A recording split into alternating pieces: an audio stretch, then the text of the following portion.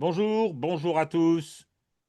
Retour de l'équipe de C'est pas du mainstream au complet.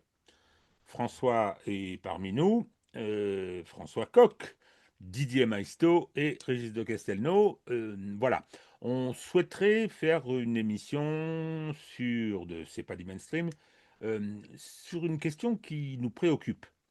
Dans le déferlement de la propagande, parfois délirant, auquel on assiste depuis le 24 février 2022, euh, on est confronté à une propagande qui prend des proportions parfois stupides. Et ça continue à s'aggraver. On aurait pensé que la raison allait peut-être remarquer quelques points, mais non, non, non, ça continue. À partir de trois exemples relativement récents, je souhaiterais que on donne chacun notre point de vue sur cette question. Est-ce que ils mentent ou est-ce qu'ils croient à leurs mensonges? Et qui sont de bonne foi par conséquent. Dans les deux cas, c'est très grave. Mais autant pour les combattre, autant se dire non, non, non, ils ne sont pas complètement abrutis, complètement intoxiqués, ils mentent, ils poursuivent des objectifs. Moi, spontanément, c'est ce que je fais, mais c'est pas si sûr. C'est pas si sûr, ou bien chez la même personne, il peut y avoir les deux attitudes en fonction des sujets. Donc, je vous propose de partir de trois petites vidéos. La première, à tout seigneur, tout honneur, comme disait François, notre cher président de la République qui profère un mensonge tout à fait énorme, et ce qui est de sa part relativement habituel.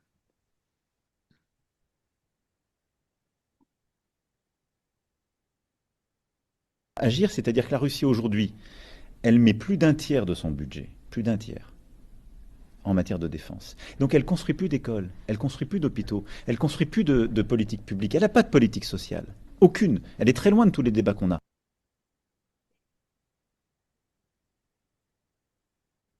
Alors, la première personne qui a débunké ça, c'est naturellement Jacques Sapir, mais pas seulement.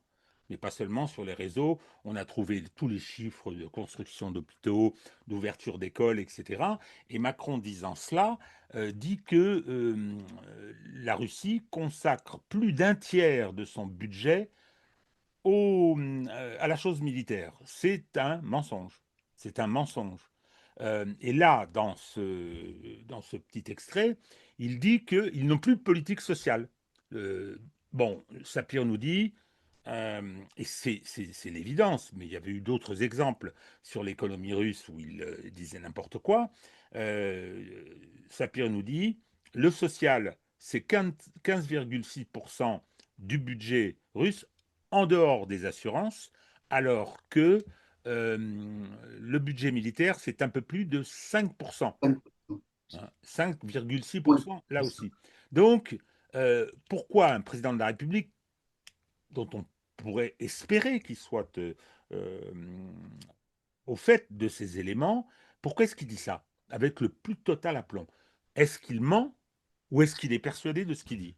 Je vous écoute, messieurs. On commence par François. Allez, François.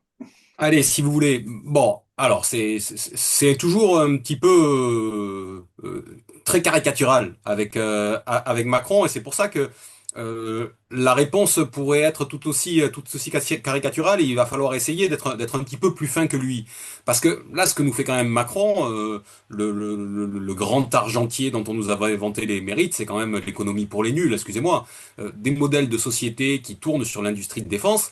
Ça a déjà existé, et ça existe dans différentes périodes, dans différentes situations, et ça ne veut pas dire que tout l'argent qui est mis pour la défense reste dans le seul secteur de la défense. Bien évidemment, ce que ça veut dire, c'est que la société tout entière, ou en tout cas une grande partie de la société, gravite autour des industries de défense, et ça irrigue la société.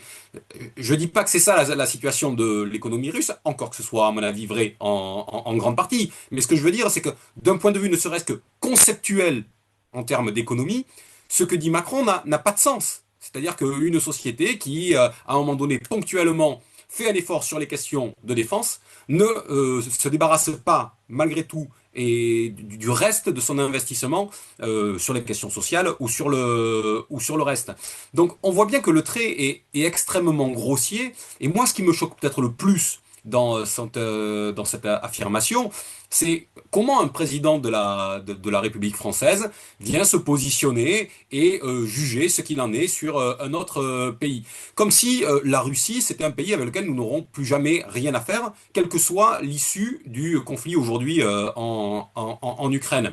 Je crois que c'est ça la grande différence entre Macron et beaucoup d'autres dirigeants dans ce pays, c'est que il a un seul fer au feu, là où d'autres sont déjà sur des positions, en ménageant des positions de repli, et en sachant qu'il y aura un demain à la guerre en Ukraine, et que, bah, qu'on le veuille ou non, bah, il faudra aussi faire avec la Russie, parce qu'elle est scalée en termes de territoire, en termes de population, en termes d'histoire, en termes de culture, et que donc il faudra aussi voir comment on établit des relations qui seront ce qu'elles seront, mais comment on établit des relations avec eux. Ce que fait Macron, c'est lui, il dit on fait table rase du passé et on fait table rase de la Russie. Sauf qu'en faisant ça, c'est nous qui sortons de la scène. On pourrait prendre beaucoup d'exemples là-dessus, pas forcément d'ailleurs avec la Russie. Regardez, si on regarde ne serait-ce que les Allemands de l'autre côté du Rhin, ce qu'ils font, c'est que ils ont une politique en disant à Macron qu'ils vont faire ce qu'il veut. Ils sont dans la coalition des volontaires et avec Starmer et Macron. Donc Merz est là à la table et l'après-midi, il est capable de venir dire il y a besoin qu'il y ait l'OTAN et l'Union européenne autour de la table pour une paix juste, blablabli, blablabla.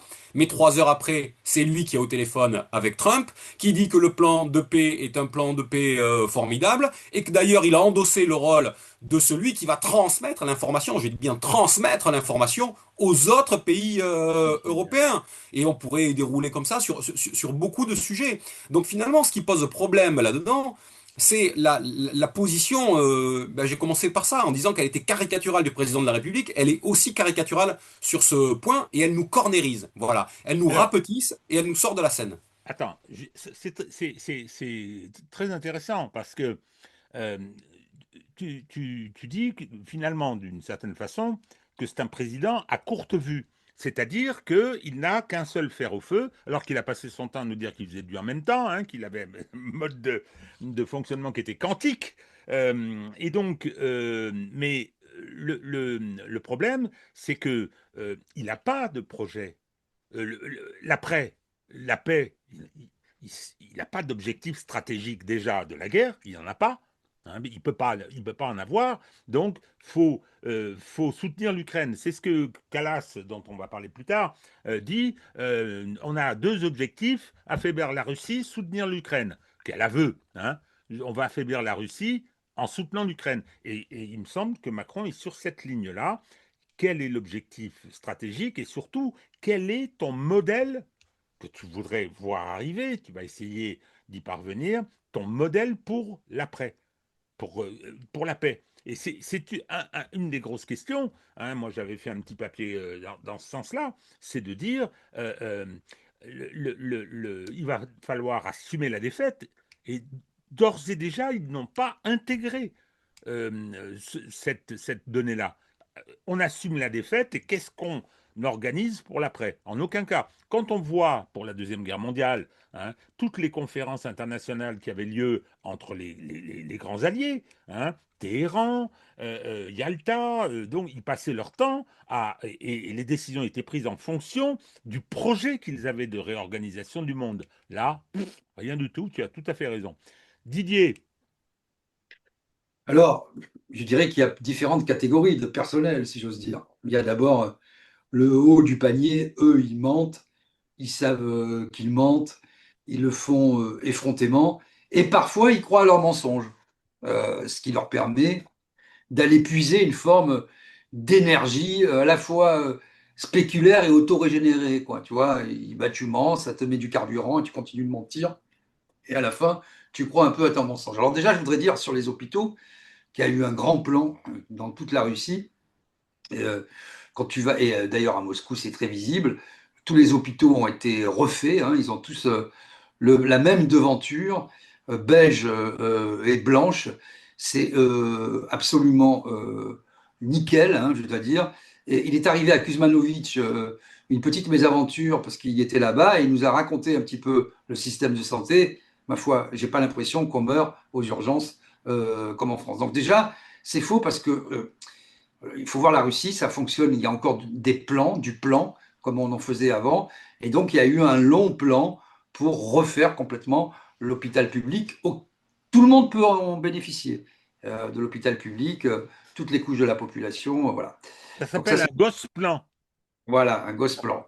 Donc, déjà, ça, il faut le dire. Alors, après, il y a eu quand même, et c'est là qu'on voit, pour rebondir sur ce que vous disiez l'un et l'autre sur la courte vue, on voit que c'est ce qui manque aux hommes politiques actuels, qui sont caractéristiques de cet hypercentre, ultracentre, hypercentre, je ne sais pas comment on peut l'appeler, centrisme exacerbé, c'est qu'ils n'ont pas d'épaisseur, qu'ils n'ont pas de profondeur. Au début de la guerre, et même au début de son mandat, il a accueilli Poutine à Versailles pour essayer de l'étonner, de l'esgourdir complètement, etc. Bon, très bien. Et puis après, au début de la guerre, il a eu une position qui était au sein de l'Europe, ma foi, pragmatique, Macron. Il a dit, attendez, ménageons Monsieur Poutine, on va voir combien de temps ça dure, il va falloir reparler avec la Russie. Et puis, soudain, changement de pied, parce que il ne pense, parce qu'il n'a pas de plan, parce qu'il n'a pas de vision géopolitique du monde qui est en train de naître, ce monde multilatéral, multipolaire, appelons-le comme on veut, avec les BRICS. On voit bien qu'il y a à la fois des empires qui se reforment et autour de ces empires, une espèce de fédération ou de confédération de pays satellites, mais non pas annexés, comme ça peut être le cas dans le XXe siècle, disons, avec la colonisation. C'est tout à fait autre chose. Donc, il ne comprend pas, de mon point de vue, le monde qui advient, le monde qui vient, et il le fait. Moi, je veux être un leader, c'est irrépressible. Il faut qu'il parle tout le temps. Il faut qu'il se mette en scène. Il faut qu'il se grime, qu'il se tatoue, qu'il se photoshop. Il faut qu'il soit dans les sous-sols de l'Élysée en train de taper sur un sac, etc., etc. Donc, il a essayé d'être l'homme de la paix. Ça a duré quelques semaines, ça n'a pas marché. Donc, maintenant, il veut être l'homme de la guerre. Oh, mais alors attends. Tu vois, c'est ça qui est. Oui, oui, mais tu parles du changement. Rappelons-nous, avant la guerre en Ukraine, l'OTAN est en état de mort cérébrale. C'est Macron qui dit ça. Bon, Tout à donc il y fait. avait y compris des critiques vis-à-vis de l'Allemagne concernant le fonctionnement de l'UE. Bon, depuis, il s'est couché devant l'Allemagne, c'est impressionnant, hein, sur les questions Impressionnant. d'énergie, sur les questions du SCAF. Et donc, le problème aujourd'hui, euh, est-ce que vous pensez que ces prises de position qui sont caricaturales, c'est caricatural ce qu'il dit là, au-delà du fait que c'est faux, hein, c'est ridicule d'une certaine façon. Est-ce que c'est parce que il essaie de durer, parce qu'il sent bien, il sait très bien qu'il a les sondages, il sait très bien qu'il est monsieur 11%, et qu'il veut rester jusqu'au bout, puis qu'il a peut-être des projets pour après, Commission européenne, ou bien une opération à la Medvedev, en faisant élire une marionnette, et puis en revenant en 2032. Euh, c'est, je me demande, parce que est-ce que il est au-delà du mensonge, quoi. C'est-à-dire que il vit d'expédients. Il vit d'expédients. Je dis ça parce que c'est ce qui me permet de rester Non, au mais pouvoir. Et bon. que je dise la vérité ou que je mente n'a pas d'importance. C'est Non, une mais je pense question. qu'on peut en suivre. Oui, il y a je vais laisser la parole à François, mais il y a un côté hâbleur. Il y a un côté bretteur de foire chez ce type. C'est-à-dire qu'à un moment, je suis complètement d'accord avec cette analyse. J'ai connu dans ma vie, qui commence à être un certain nombre de personnes sur ce modèle-là. C'est-à-dire que ce sont des gens qui font feu de tout bois. Ça arrive de tous les côtés, c'est un fleuve en furie, et il prend ce bois-là, puis il prend cet aglo, et puis il prend ce bout de barque, etc. Et il en fait une politique de gribouille. Et il agrège, et comme ça, il empile, il sédimente, et puis après, il y a une vague qui arrive, il recommence, et il dit le contraire de. Et donc, c'est comme ça qu'il fait, effectivement. Alors, est-ce que c'est. François disait, il faut être plus fin et ne pas être dans la caricature, évidemment. que M. Macron n'est pas un sot et que tout ce qu'il dit, tout ce qu'il fait, tout ce qu'il pense n'est pas marqué du sceau de la bêtise. Mais c'est irrépressible, cette façon de faire, cette façon de se mettre en avant par rapport à l'événement sans comprendre l'événement, mais ce qui compte, c'est lui, sa personne et non pas sa fonction. C'est pour ça que je parle de sans épaisseur, de bateau sans quille, de bateau ivre, appelons ça comme on veut, de Titanic. C'est-à-dire que bah, il est comme un petit radeau frêle sur l'océan, il est sur sa coquille de noix, et puis il surfe un peu sur la vague. Bah, si la vague, elle fait 11%, elle fait 11%. Si demain, elle fait 15%, voilà, etc. Et il n'a aucun, pour reprendre le vocabulaire des psychanalystes, aucun surmoi. Il n'a pas l'intervention, tu vois, du sac qui lui dit ça suffit, sois sage ou ma douleur ou ma folie, tiens-toi plus tranquille. Non, il avance, il ment. Moi, j'ai bossé avec un type, un député à une époque. Je t'avais raconté ça off the record, comme on dit. On fait un sondage. J'étais directeur de campagne pour des municipales. En année 1, on fait 32% d'intention de vote. L'année 2, 33%. Et le jour des élections, on fait 33%. Bon. Et la deuxième année où on a ce sondage, c'était la Sofras, le type sort dans la rue un jour de marché et il nous dit j'ai un sondage qui me donne gagnant à 67%. C'était le sondage de l'adversaire. Je dis mais tu peux pas dire ça. Et il m'a dit, il a eu cette phrase magnifique. Oh, ben si tu n'y crois pas, c'est plus la peine d'être directeur de campagne. Eh bien voilà, nous sommes en plein dans le propos. C'est un agrégat de choses disparates. Les gens croient, ben voilà. Et puis finalement, j'arrête ici. Quand tu as tous les leviers et que tu sais que tu n'as aucun péril, tu as les médias qui vont, regarde ce qu'il a dit quand même après l'interview de RTL, ça a été incroyablement d'une docilité absolue. Je veux dire, le service public, tous les médias ont dit, c'est même pas M. Macron a dit ça, ils ont dit, l'ennemi, c'est la Russie, comme un seul homme. À part le Figaro hier, avec un édito politique sur Europe 1 de Villiers de Trémollet, là je ne sais plus comment il s'appelle, Trémollet de Villers. Trémollet de Villers, qui a dit que bon, tout ça, je ne sais pas s'il a eu un petit coup de fil de Dassault, tout ça c'était pipeau, ça ne tenait pas la route, etc. Mais tu as les médias, tu as la force publique, c'est-à-dire la police, la défense, les militaires, etc. Les intellectuels que tu maîtrises. Il n'y a plus de corps diplomatique, il y a plus rien. Finalement, c'est un pouvoir très vertical, même s'il ne représente que 11%, mais euh, à vaincre sans péril, en triomphe sans gloire. Il est le roi borgne au milieu des aveugles, quoi. C'est ça qu'il est en train de nous dire. Et c'est pour ça qu'il pousse son avantage, à la fois par la destruction de tous les corps intermédiaires, l'absence d'opposition, à part les insoumis quand même. Nul ne veut le destituer. Si on ne destitue pas quelqu'un qui agit comme ça, en ayant quand même pas tout à fait les apparences de la rationalité, qui demain pourra-t-on destituer? Personne. Ah non, mais Ce ça c'est type, clair. Non, mais il est fou, il est fou. la destitution du président de la République sous la cinquième, c'est une question qui se pose pour Macron. C'est jamais posé pour les précédents, hein, ça Mais c'est non, clair.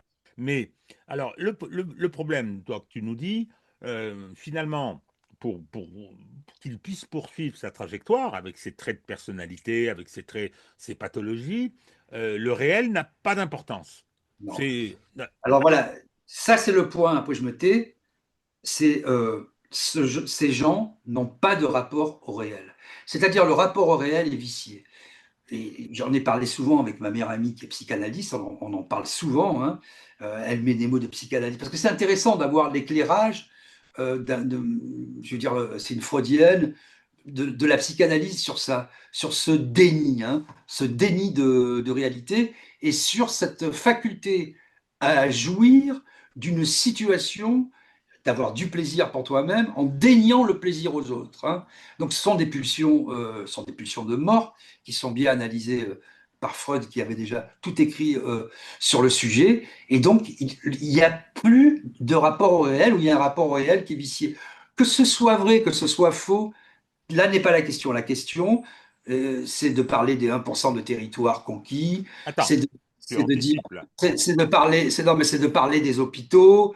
Il y a pas de, c'est de raconter une histoire parce que tu sais, premièrement, que tu vas en jouir, deuxièmement, que tu ne seras pas vraiment efficacement contredit, hein, que tu n'auras pas d'opposition. Troisièmement, que tu ne crains rien, quoi, et que tu as verrouillé tout le système, et qui est un système quand même basé sur la censure, un système concentrationnaire, où il devient de plus en plus difficile d'avoir un avis différent. Je ne dis même pas d'être un opposant, d'être un militant contre M. Macron, mais simplement d'émettre de la critique, d'exercer son libre arbitre. Et donc, tu es dans un monde qui n'est plus le monde réel. C'est une couche qui se superpose au monde réel. Alors, il y a des gens qui le savent, qui maîtrisent les codes et qui transcendent cette façon de faire. Et à l'autre extrémité, le milieu, c'est, mettons, Madame Loiseau, et au bout de la chaîne, tu as Madame Ayé, qui annonce visiblement des mots qu'elle ne comprend pas. C'est comme si elle parlait un petit peu, on le voit d'ailleurs, en phonétique au Parlement européen. Elle ne comprend pas ce qu'elle dit. Elle croit sincèrement, je pense, ce qu'elle raconte. On lui prépare des éléments de langage qu'on retrouve un peu partout dans l'Union européenne d'ailleurs, ce qui pose une question qui rédige, hein, peut-être McKinsey, là aussi, on retrouve exactement les mêmes mots, les mêmes formulations, et visiblement, cette dame ne comprend pas tout ce qu'elle dit, Non, ne comprend là, pas les enjeux. on va reparler des laquais, des larbins. Là, c'était le focus sur le président. Voilà. Donc, effectivement, sur ce rapport au réel, euh, François, euh, c'est considérable, cette distorsion. C'est avoir le chef de l'État. L'État français, c'est une énorme boutique, hein, avec une force d'inertie importante, qui est dirigée par quelqu'un qui a des pouvoirs très importants, des pouvoirs juridiques déjà, par la Constitution, mais également dans le mode de fonctionnement de la société française. Euh, c'est un dysfonctionnement, mais qui est considérable, qui peut nous emmener à l'abîme. Parce que quand on voit ce qui s'est passé dans l'histoire, je veux dire, l'Allemagne nazie, quand on voit comment elle a fini, hein, euh, bon, ce qu'elle est en 1945, euh, et le peuple allemand marchait dans la commune jusqu'au bout. Jusqu'au bout. Il a été dans un rapport totalement faussé quand on voit ce qu'était la République de Weimar et ce que très rapidement le couvercle que c'est pas seulement de la répression, tout le monde était d'accord. Le sentiment le racisme, le suprémacisme, l'espace vital, et parce qu'ils étaient dirigés par des gens qui étaient des gangsters pour les uns, mais en particulier par Hitler, qui était un personnage parfaitement bizarre également. Ton Mais avis, est-ce qu'on va à la catastrophe avec ça? écoute, moi je crois effectivement qu'il y a deux dimensions. Il y a une dimension personnelle, d'une manière générale, et une dimension de structure. Et que, effectivement, le cas d'étude Macron est particulièrement intéressant parce qu'il incarne l'un et l'autre. Il incarne la dérive personnelle et il incarne l'effet de système qu'il est capable de porter. La dimension personnelle, il faut quand même en dire un mot. Vous savez, moi, c'est quelque chose que j'évoque en général assez peu quand je pose des analyses politiques. C'est de la psychologisation de la vie politique ou le reste. J'essaie de m'en tenir à distance. Mais force est de constater que quelqu'un comme Macron, mais comme les autres dirigeants de sa génération, ceux qui, par les moyens qui sont ceux qui leur ont permis d'arriver au pouvoir, sont aujourd'hui installés, sont des gens qui, globalement, ne sont pas des gens qui sont charpentés intellectuellement et idéologiquement. Autrement dit, ils ne sont pas du même bois, c'est ce que tu disais, que ceux qu'on a pu avoir avant ou que d'autres qui existent encore aujourd'hui, des gens qui, parce qu'ils avaient des convictions, ont réussi à construire une grille de lecture, et tu peux les interroger sur n'importe quel sujet, et peu importe, ça passera dans leur propre tamis, et il en sortira une pensée cohérente. Voilà. Et c'est d'ailleurs ce tamis, cette grille de lecture, qui construit aussi en retour, dans l'autre sens, leurs convictions. Donc il y a des convictions, il y a une grille de lecture, et tout ça donne une pensée cohérente. Un Macron, c'est pas ça. Lui, il n'a pas de problème à faire du yo-yo, du zigzag et le reste. Il est capable, ça a été dit tout à l'heure dans les exemples que prenait Didier, de dire tout et son contraire le lendemain si ça peut le servir. Mais tout le monde n'est pas capable de ça. Voilà, je suis désolé de vous le dire. Moi, par exemple, j'aimerais bien, parfois, ça serait plus simple, ma vie, ça aurait été plus simple, mes engagements, si je m'étais mis dans le sens du vent à certains moments. Voilà, j'en suis pas capable. C'est un défaut de pas en être capable et d'être parfois trop rigide, mais c'est pas une qualité de ne savoir faire que ça. Et on a l'impression que Monsieur Macron, mais je le redis, les autres dirigeants qui sont un peu ceux de sa trempe aujourd'hui, mais qui sont ceux qui sont aux manettes, sont tous construits de la même manière. Ça, c'est pour la dimension personnelle. Et puis il y a, je dois le dire, une dimension, un effet de système qu'il faut quand même qu'on mesure. Qu'est-ce qui permet à un Macron d'être en place? Mais qu'est-ce qui permet à un Merz d'être en place? Qu'est-ce qui permet à un Starmer d'être en place? Qu'est-ce qui permet à tous ces dirigeants d'être en place? C'est qu'aujourd'hui, ils sont dans un modèle démocratique, en tout cas un modèle électoral, qui est affaissé. Il repose non plus sur une assise largement majoritaire, où à un moment donné, ils ont réussi à convaincre et à emporter largement, mais il repose sur des socles électoraux qu'ils cultivent à l'extrême. Et comment les cultivent-ils? Par la polarisation, que ce soit en interne dans leur vie politique nationale, pour Macron, on le voit, mais que ce soit aussi à l'international, parce que dans les élections, ils se servent des questions internationales pour gagner leurs élections nationales. Souvenez-vous, la non-campagne de l'élection présidentielle de 2022 dont se targue Macron, qui l'a totalement mise sous le boisseau avec la question ukrainienne. Donc on voit que cette polarisation, à un moment donné, est nécessaire pour eux pour accéder au pouvoir, mais est nécessaire pour se maintenir au pouvoir. Et donc ça joue, ça pèse bien évidemment derrière sur la manière, sur les représentations qu'ils cherchent à donner et à voir. Ils ont besoin de cultiver en permanence cette polarisation. Et d'une certaine manière, qu'ils y croient ou qu'ils n'y croient pas, elle est leur assurance vie. La polarisation et le besoin de polarisation et donc le besoin de faire ce qu'il faut pour polariser, y compris mentir, participe de ce processus. C'est ça l'effet de système. Alors, Une je vous petite propose. incise très rapide, Monsieur de Castelnau, ce que tu disais sur Hitler et l'engouement de la population qui, de son plein gré, etc. On a vu ça aussi avec le franquisme, on a vu ça aussi en Italie avec le fascisme, hein. Je renvoie tout le monde à une journée particulière avec Sofia Loren et Mastroianni, où on voit bien l'ambiance, hein, des voisins, on entend la rue au loin, etc. Et tout un peuple soudain, et là c'était beaucoup plus folklorique, le fascisme par rapport au nazisme, hein. Mais bon voilà, à un moment il y a aussi ce phénomène qui est là de l'ordre humain, d'aller flatter les plus vils instincts de l'être humain. Malheureusement, ça marche assez souvent et ça marche assez bien parce que c'est toujours plus difficile de faire un effort d'humanité, un effort pour se tenir droit, pour dire non, que de dire oui et de courber les chines. Donc ça, c'est une loi humaine et je pense que tout totalitarisme qui part de la bêtise, hein, qui exploite la bêtise, finit par être bête et méchant, justement parce qu'il y a des mécanismes de pensée. Moi, je suis comme François, j'aime pas beaucoup psychologiser les choses parce je pense qu'il y a, quand on se situe dans l'histoire des idées politiques, c'est beaucoup plus intéressant, mais on ne peut pas nier ce phénomène majeur d'un moment qui incarne des idées ou une absence d'idées, qui vient à un moment, et là je pense qu'on est typiquement dans ça, l'incarnation du vide, pour reprendre Lipovetsky, l'ère du vide, eh ben, l'ère du vide, c'est Macron et tous ses corélégionnaires au sein de l'Union européenne ou même de la Grande-Bretagne, du Royaume-Uni. Ça, c'est vraiment ce qui marque notre époque avec les démocraties minoritaires et des socles électoraux cultivés à l'envi, comme l'a dit François. Alors, moi, je ne suis pas tout à fait d'accord avec cette approche, dans la mesure où, enfin, en partie quand même, mais c'est que ces générations, effectivement, sont issues de la catastrophe éducative, sont issus d'une phase historique particulière, d'un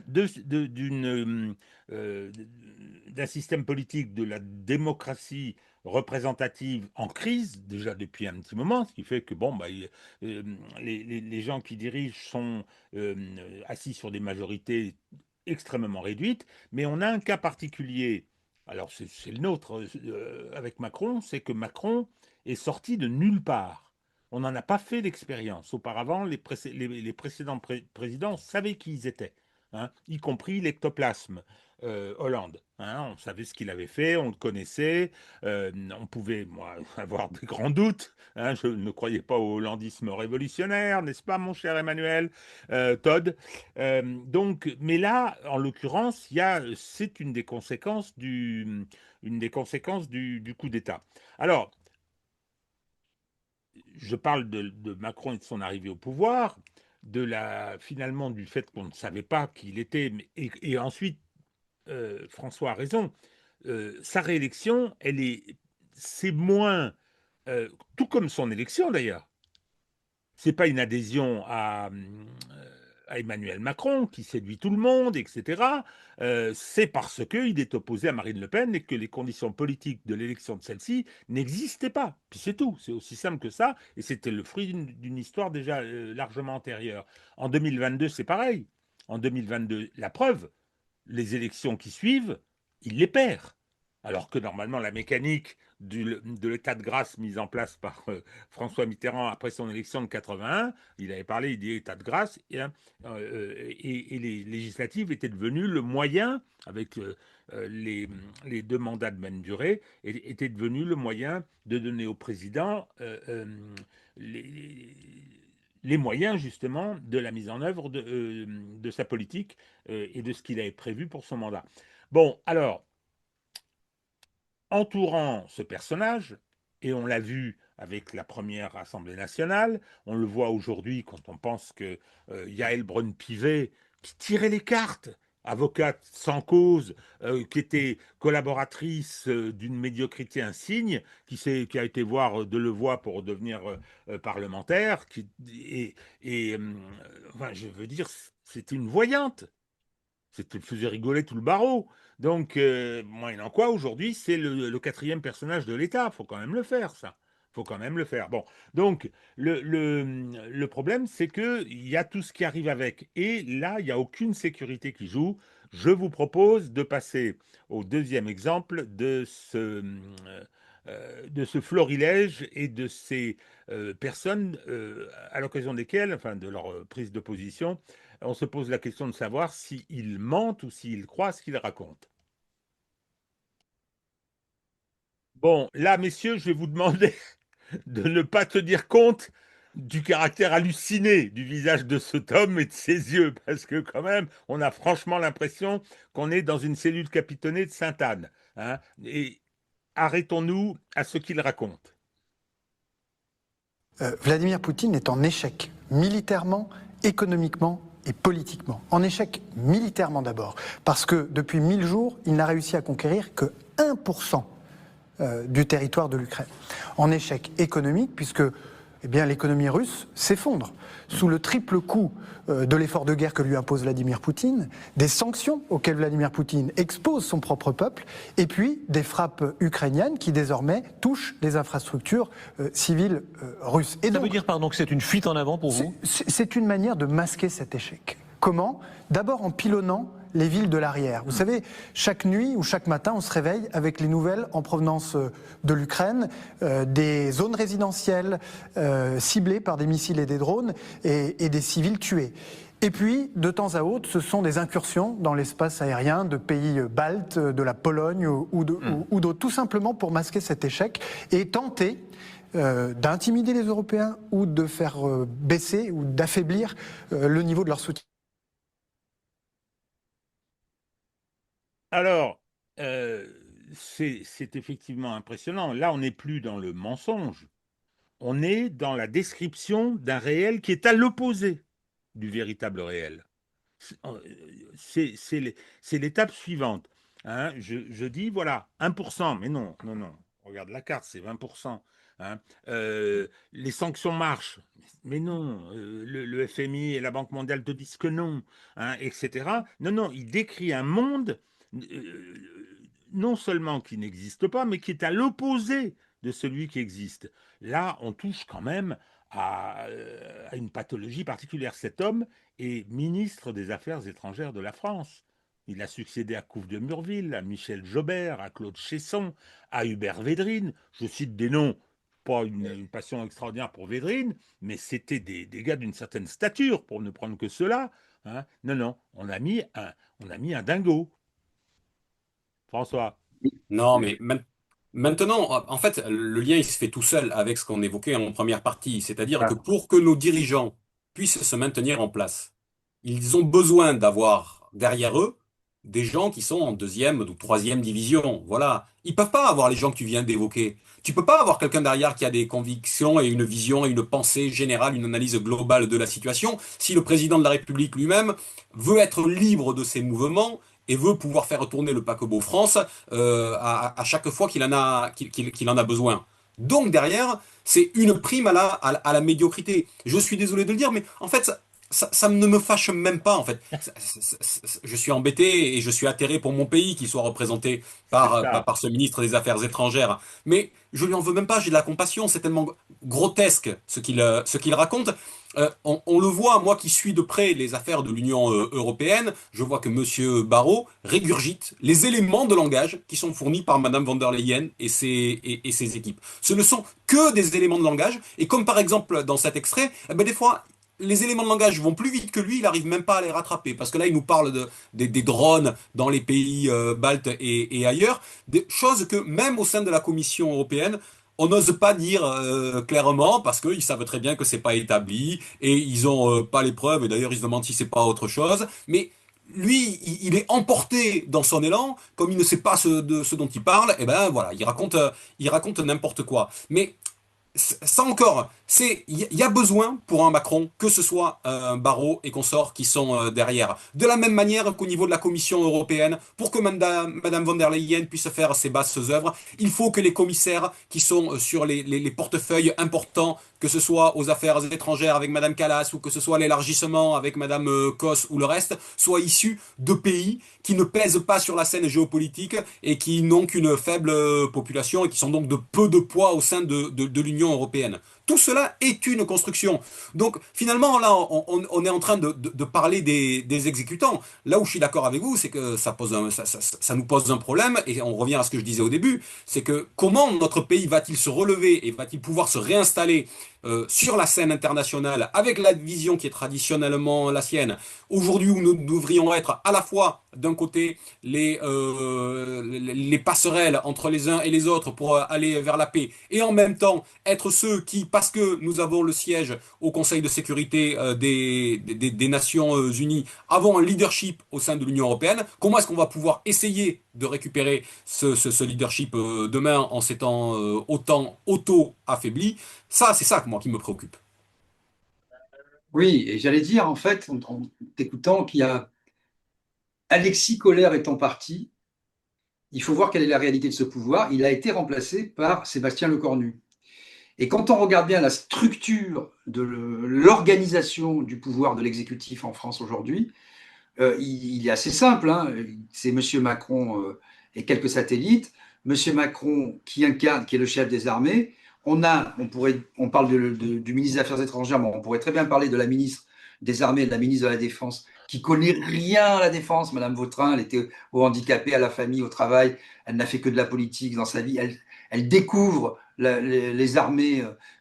Ça fait 3 semaines qu'elle découvre les armées. En vérité, c'est M. Macron et M. Lecornu qui est resté, qui est Premier ministre, mais qui est resté vraiment le ministre de la Défense, hein, et Mandon, le chef d'état-major, qui est envoyé comme ça avec d'autres chefs d'état-major, armée de terre, etc., dans les médias pour délivrer non pas une pensée stratégique, non pas mais simplement des éléments de langage. Et on voit dans ce gouvernement et dans tous les gens qui l'entourent, que ce soit M. Haddad, dans tous les postes, etc., c'est extrêmement faible. Ce sont des gens, il y a des ministres et des sous-ministres, on ne connaît même pas leur nom. J'en ai découvert encore une hier, je sais plus, c'est même plus, je même oublié son nom. Je l'ai vu dans un média, je dis mais qui c'est cette dame? Elle était ministre de je sais pas quoi. Et donc aujourd'hui, c'est ça. C'est la prime, effectivement. Alors on disait la médiocrité, mais aussi la médiocrité induit l'obséquiosité. C'est des gens qui sont forcément soumis, qui sont dans un système de soumission. Ça ne marche que comme ça. Et c'est pour ça que si on étend la discussion, on dit souvent il a détruit les corps intermédiaires, la diplomatie, etc. Il l'a fait pour ces raisons précises. Parce qu'il ne, c'est pas un pouvoir comme peut l'être le pouvoir de l'État à travers les âges dans un militant de l'État moderne français depuis la Révolution, avec des préfectures, une déconcentration du pouvoir.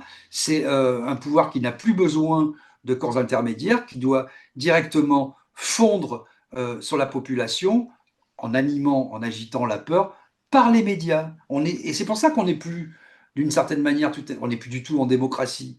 C'est qu'on est en plutocratie, on est dans un système d'oligarchie, avec un chef sans pouvoir, un général Tapioca, sans légitimité populaire, mais qui tient par deux bornes, une qui est celle de l'information et des médias, comme je le disais, et de l'autre, je reprends par l'armée et par la police. Attendez, Voilà. l'un comme l'autre, moi je veux bien.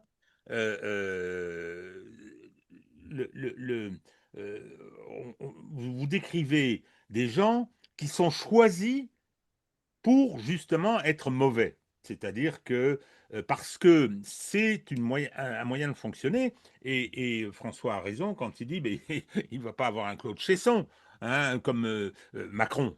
D'abord, il ne serait pas au niveau, hein, et puis ensuite, ça va l'empêcher, enfin, en tout cas, ça va constituer un obstacle à la mise en œuvre de ce qu'il souhaite. Mais ça ne répond pas à la question, qui sont ces gens? Ce sont des imbéciles. Valérie Hayer, n'en parlons pas, mais Valérie Hayer, c'est parce qu'ils trouvaient personne et ils ne pouvaient pas maintenir l'oiseau. Hein. Bon, donc ça, c'est une crétine totale. Mais là, Barrot, il est reconduit. Il vient sortir ces énormités. Alors, je repose ma question.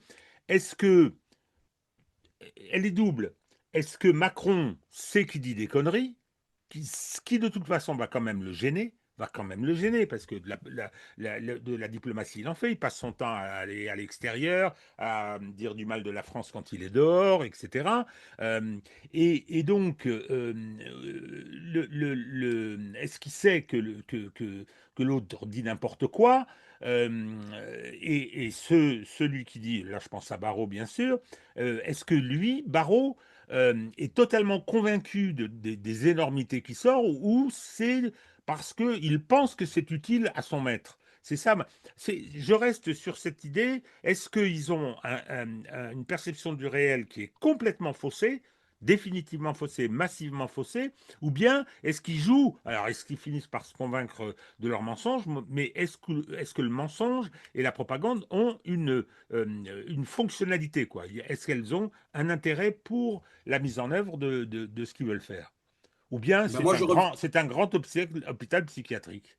moi, je reviens, Régis, à ce que je disais tout à l'heure. Je pense qu'il y a un effet de système et de structure. Parce que ce qu'on est en train d'essayer de décrire avec Macron et le gouvernement, c'est ce qui régit l'ensemble de notre vie politique chez nous en France, mais ça se passe pareil dans les autres pays européens qui sont victimes des mêmes maux que nous. C'est-à-dire qu'aujourd'hui, dans les partis politiques ou dans les mouvements, tu as quelqu'un qui est la pointe avancée, qui est le leader de tel parti ou de telle force, et derrière, tu n'as plus comme autrefois des cadres qui étaient structurés, qui étaient à la tête de courants, parce que c'est ça aussi, et qui pouvaient faire vivre le débat. Aujourd'hui, le leader d'un grand parti ou d'un grand mouvement, parce que la seule élection structurante de la vie politique française, par exemple l'élection présidentielle, c'est qu'il va avoir besoin d'agilité dans la campagne, et donc il ne va pas s'embêter à avoir derrière une structure avec des lieutenants importants et formés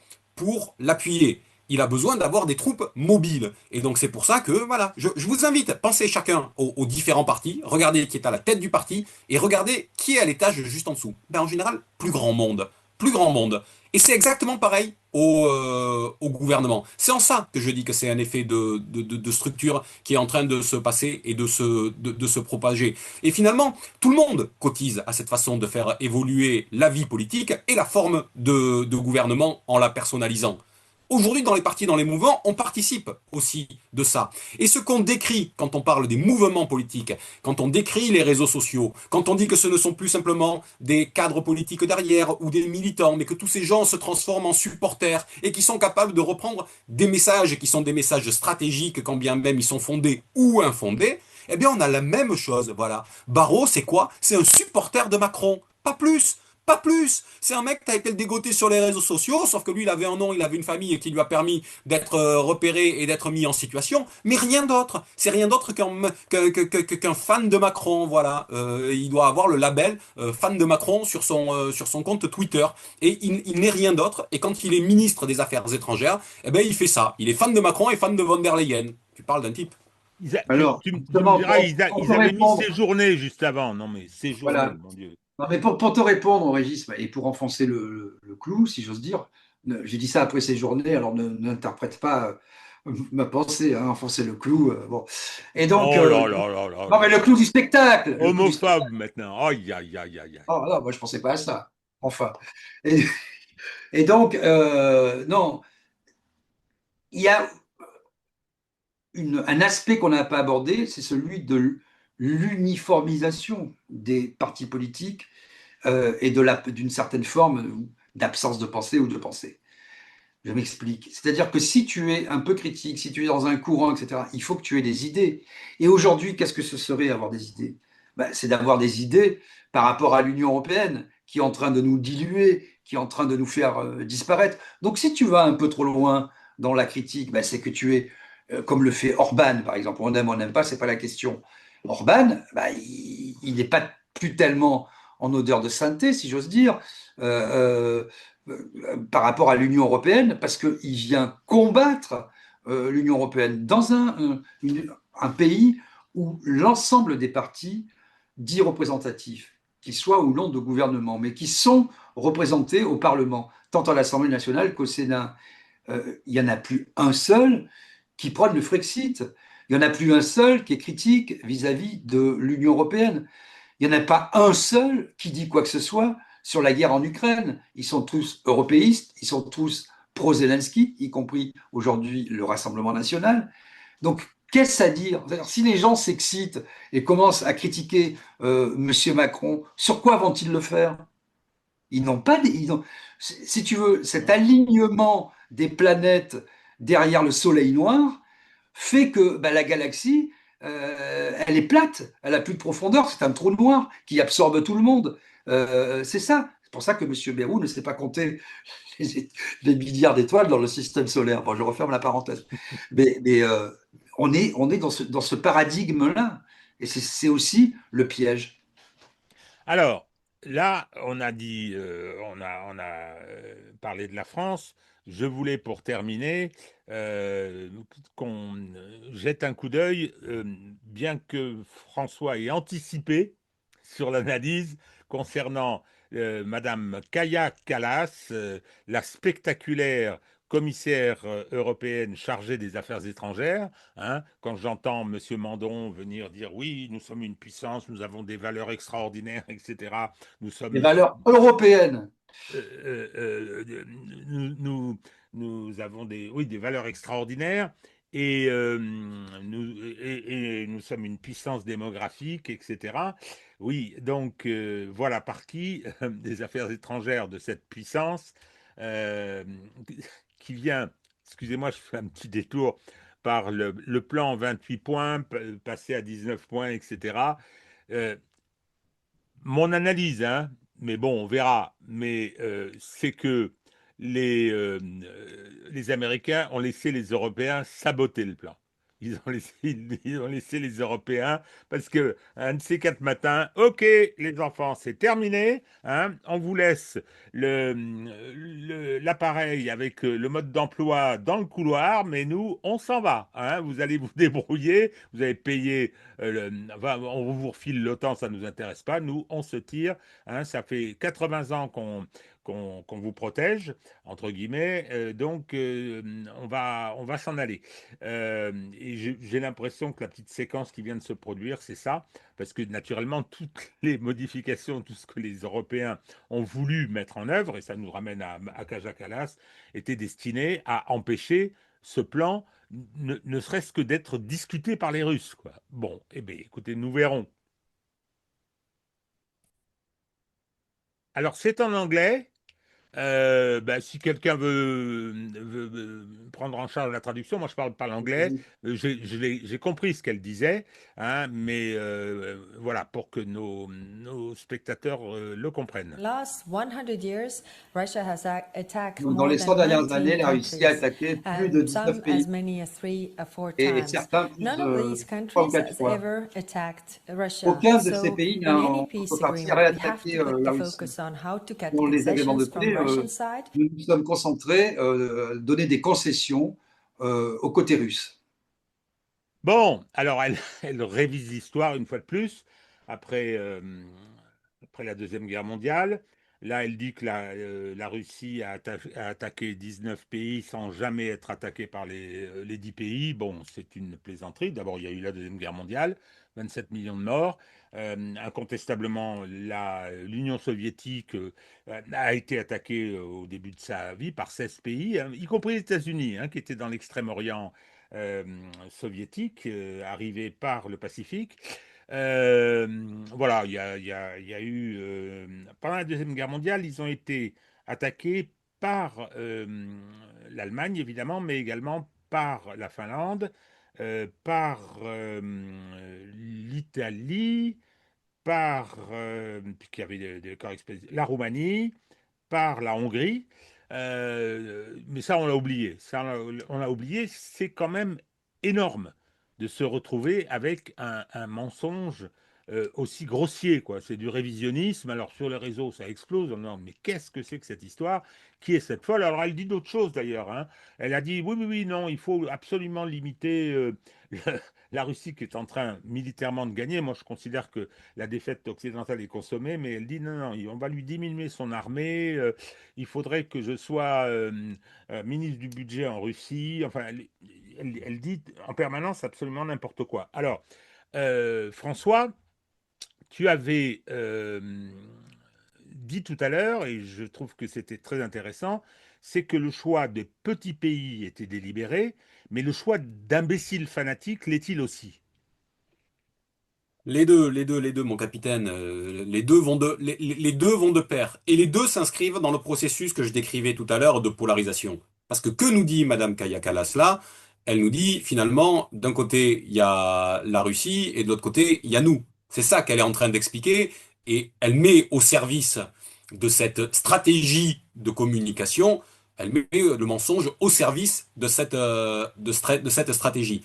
Tu sais, il y a la question de l'Ukraine, du plan en X points, on ne sait pas à combien de points ça va se terminer, tout ça. Mais il y a d'autres choses qui se passent actuellement dans l'Union européenne. Je fais juste un tout petit détour. Aujourd'hui, l'une des questions au sein de l'Union européenne, c'est la question de l'élargissement de l'Union européenne. Il y a le rapport annuel sur l'élargissement de l'Union européenne qui a été rendu il y a quelques jours, je crois que c'était le 4 novembre dernier. C'est ce que je te disais, hein, c'est une autre commissaire, la commissaire à l'élargissement, qui est un secteur très important au sein de la Commission, qui a été confié à une commissaire slovène. Vois-tu, hein, c'est donc pas non plus un pays qui pèse énormément sur la scène internationale, c'est Marta Kos, et ça sera à l'ordre du jour du prochain Conseil européen, cette question de l'élargissement. Si je te dis ça, c'est que la stratégie d'élargissement de l'Union européenne vers d'autres pays aujourd'hui se base quasi exclusivement sur la peur et la crainte de la Russie. L'argument qui est avancé à chaque fois, c'est il faut que vous intégriez l'Union européenne parce que sinon vous serez rejeté dans les bras de la Russie. J'ai été chercher une citation, enfin elle m'est tombée dessus, une autre citation de cette Madame Kaya Kallas qu'on entendait à l'instant, qui dit, écoute bien, et qui disait ça au début du mois, qui dit, dans le monde géopolitique fragmenté, soit vous êtes avec nous, soit vous n'êtes pas avec nous. pour ne pas dire soit vous êtes contre nous. C'est ça qu'elle voulait, c'est ça qu'elle voulait dire. Et elle parlait donc là de la Russie sur cette question de l'élargissement. Donc elle est en train de construire de la polarité. Et au nom de ça, eh ben, tous les coups sont permis pour elle. Le mensonge, le révisionnisme, et sans qu'on sache très bien si elle en est effectivement, et c'était ça la question que tu posais, sans qu'on sache très bien si elle en est, si elle en est consciente. L'autre question qu'il faut se poser, c'est qu'à partir du moment où on a décrit ces gens comme des exécutants de basses œuvres, mais des gens qui ne sont pas structurés ni politiquement, ni idéologiquement, ni intellectuellement, il faut aussi regarder qui les nourrit sur cette stratégie. Voilà, quand je disais que M. Barrot régurgite les éléments de langage de Mme von der Leyen, ce sont les éléments de langage de la Commission. Mais ceux qui préparent les éléments de langage qu'on a entendus chez M. Barrot tout à l'heure sont les mêmes qui préparent les éléments de langage qu'on a entendus dans la bouche de Mme Kaja Kallas à l'instant. Donc, à un moment donné, il y a un endroit où tout ça est quand même pensé, théorisé, et on peut raisonnablement penser qu'il y a quand même à un endroit ou à un autre des gens qui sont pas si idiots que ça et qui sont en train d'abuser les gens, qui sont en train d'abuser les pantins qui régurgitent ce qu'on leur met dans la bouche, mais qui sont aussi en train d'abuser les peuples à qui on essaie de faire passer la pilule. La seule chance qu'on a, c'est que tous ces gens-là sont tellement caricaturaux que leurs paroles aujourd'hui ne pèsent que de peu de poids. Voilà. Moi, je crois qu'une Kaja Kallas, elle pèse pas dans les cercles internationaux de la géopolitique, elle pèse pas auprès des différents peuples de l'Union européenne. Je pense que Barrot, même dans notre pays, absolument personne ne le connaît et c'est un grand bien pour tous. Et donc, voilà, il y a une limite à leur message. Le problème, c'est quand de cela, on passe à l'étage supérieur, qui est l'étage Macron et le reste. Alors, ça c'est très intéressant parce que je voudrais pas qu'on donne l'impression qu'on parle comme si des gens se réunissaient pour influer sur les affaires du monde et pouvaient, d'une certaine manière, faire prévaloir leur agenda. Souvent, ces gens-là sont le symbole, le signe de l'effondrement européen. Et donc, quand ils parlent, c'est pour continuer souvent à exister, hein. Ils essaient de se raccrocher aux négociations dont ils sont exclus. Ça parle à Abu Dhabi, ça parle à Genève, ça parle à Moscou, ça parle à Washington. Alors, de temps en temps, ils essaient de dire ah, mais s'il n'y a pas les Européens, s'il n'y a pas les Ukrainiens, ça compte pas à pouce, on existe. 36-15, comme disait l'autre, j'existe. C'est aussi ça. Et alors, je suis d'accord pour dire, comme toi, François, qu'à l'international, c'est zéro. Quand on regarde les choses, les lignes rouges pour la Russie, alors je vais parler des lignes rouges pour l'Ukraine et pour la Russie. D'abord pour la Russie, c'est l'adhésion de l'Ukraine à l'OTAN et pas du tout à l'Union européenne, que Vladimir Poutine ne prend pas du tout au sérieux. Vous voulez aller dans l'Union européenne? Allez dans l'Union européenne. Lavrov, avec un petit sourire en coin il y a quelques semaines, quand il était interrogé sur le sujet, avait bien dit que l'adhésion à l'OTAN était une ligne rouge, mais que l'adhésion à l'Ukraine, après tout, À l'Ukraine l'Union était un européenne, pays ouais. souverain et qu'elle ferait bien ce qu'elle voulait. Et son petit sourire en coin voulait bien dire, et vous vous en démerderez, vous autres Européens. Voilà, exactement. Donc ça, c'est pareil. Du point de vue de Trump, Trump, c'est la même chose. Trump, il n'en a rien à cirer du nain politique européen, hein. Lui, il voit simplement, il sait qu'il les a bien soumis. On l'a vu depuis l'affaire de l'OTAN, où il a soumis tout le monde et il a dans son petit déjeuner, il a bouffé le croissant von der Leyen en 10 minutes, hein. Il lui a dit non seulement vous allez payer pour l'OTAN, mais vous allez prendre pour X centaines de milliards d'euros, de dollars, des armes et des munitions et des chars et des machins et des avions dans mon industrie militaro-américaine, complexe militaro-industriel américain, et c'est passé comme une lettre à la poste. Donc voilà, ce qu'il faut voir, c'est que quand même, moi, personne n'en parle de ça, mais ça m'a un peu frappé. J'ai entendu quelqu'un, Elena Barou, qui en parlait ce matin d'ailleurs sur pardon, Toxin, et qui était excellente, qui était la conseillère diplomatique de Chirac, et une franco-russe qui sait de quoi elle parle. En fait, c'est le fait que la Russie laisse en tant que médiateur, si j'ose dire, les États-Unis présentaient un plan. Parce qu'ils sont quand même si c'était Biden, co-belligérants, partis à cette guerre. Et d'une certaine manière, la Russie dit non, mais il n'y a pas de problème, nous, on veut bien discuter. Au moment où on parle, à l'instant même, Poutine a dit il n'y a pas de problème, on peut arrêter tout de suite la guerre, que l'armée ukrainienne quitte les positions que les positions que la Russie revendique, et tout de suite, c'est la fin de la guerre. Ce qu'il faut voir aussi, que notre tropisme franco-européen ou européiste ne dirait pas grand-chose de la réalité. Parce que pour avoir signé un plan de paix, il faut y avoir intérêt. Or, la Russie aujourd'hui qui avance, et c'est bien plus, c'est 20% du territoire, comme l'a dit Régis, ça c'est sûr, mais d'après nos informations qu'on a les uns les autres, ça risque de beaucoup s'accélérer, hein. Au rythme où ça va, ils peuvent aller dans quelques semaines jusqu'au Dniepr, pourquoi pas, hein, parce qu'après c'est une plaine, et vu les résistances, on voit pas trop ce qui pourra les arrêter. Donc je pense que c'est la dernière occasion aujourd'hui, on sait qu'il y a peu de chances que ça marche, mais entre 20 et 40% maximum de chances que ce plan soit suivi d'effet.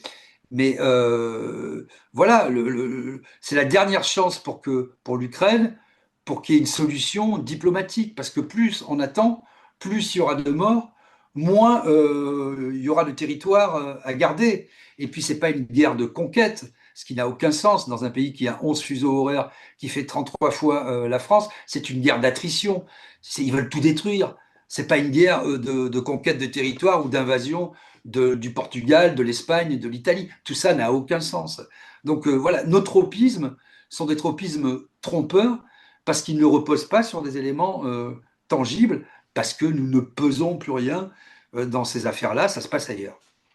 Alors, vous dites tous les deux que finalement, le mensonge ou j'allais dire la folie, ou le fait d'être persuadé d'un réel fossé, c'est une stratégie en fait. C'est une stratégie, ça permet la mise en œuvre d'une direction, pas de projet, parce que les projets, si peut-être en ce qui concerne les évolutions de l'Union européenne, j'y vois aussi le projet de la domination allemande sur l'Europe. Chasser le naturel, il revient au galop.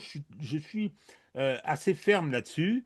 Quand on regarde l'histoire, la Première Guerre mondiale n'est pas due au hasard. Il y a eu la guerre de 70. Les responsabilités, Lénine l'a très bien démontré, l'impérialisme, stade suprême du capitalisme, c'était une guerre interimpérialiste, c'est tout à fait exact, mais avec une responsabilité particulière dans l'Allemagne. Enfin, l'Empire allemand, qui est proclamé tardivement, il est proclamé en 1871, pardon, dans la Galerie des Glaces. Dans la Galerie des Glaces, c'est-à-dire qu'il se proclame chez nous. Hein, et où? Dans le château de Versailles. Donc, après tout ce qui se passe, et là, moi je trouve qu'il y a pas mal d'éléments qui sont très inquiétants, très très inquiétants. La façon dont Ursula von der Leyen, tout ce qu'elle met en place, le recrutement de fanatiques pour l'entourer, dont Kaja Kallas,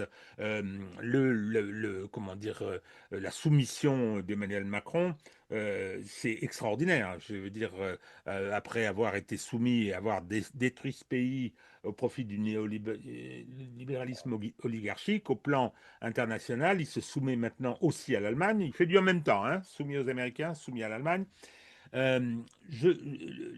Ok, c'est donc une stratégie ou un moyen ou une orientation, celle du mensonge, de la propagande, ou bien la régurgitation d'un réel fossé. Oui, Le problème, stratégie, régurgitation, et dernier élément qu'on a dit aussi, cache-misère aussi, hein. Cache-misère. oui, mais attention, maintenant, moi, on va en terminer, parce que je pense qu'on a bien fait le tour. Voilà, bon, eh ben, il est parti, il a bien fait. Hein, donc, allez, à bientôt. Salut! Salut!